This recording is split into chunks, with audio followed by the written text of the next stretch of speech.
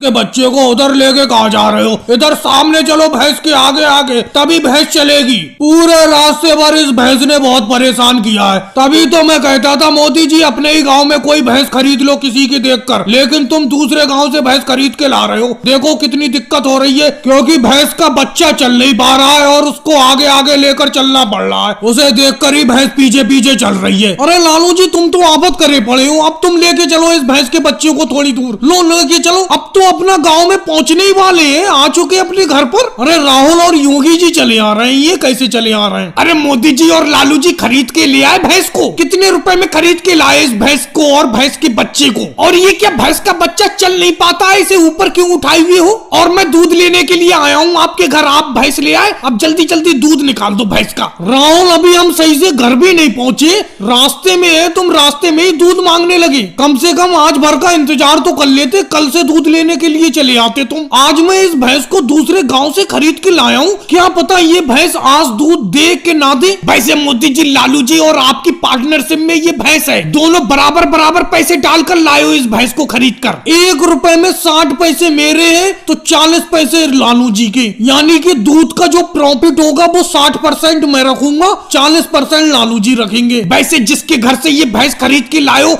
वो कितना दूध बता रहा है, कितना दूध देती थी ये भैंस वहां पर? देखो योगी जी बताने में क्या जाता है, वो तो 20 लीटर दूध बता रहा है कि 20 लीटर दूध देती है ये, लेकिन मैं तो 10 लीटर दूध समझ के लाया हूँ। मैंने सोचा ये 20 बता रहा है तो 10 तो कम से कम देगी ही देगी ये दूध, और मुझे क्या चाहिए, 10 लीटर दूध देती रहिए। वैसे मोदी जी लालू जी के साथ में क्यों खरीद के लाए भैंस, आप अकेले क्यों नहीं लाए खरीद के? असल में लालू जी के साथ मैंने भैंस इसलिए खरीदी है क्योंकि अकेले चारे की बड़ा दिक्कत होती है, अकेले मैं चारा खिला नहीं पाता हूँ इस भैंस को, इसीलिए दोनों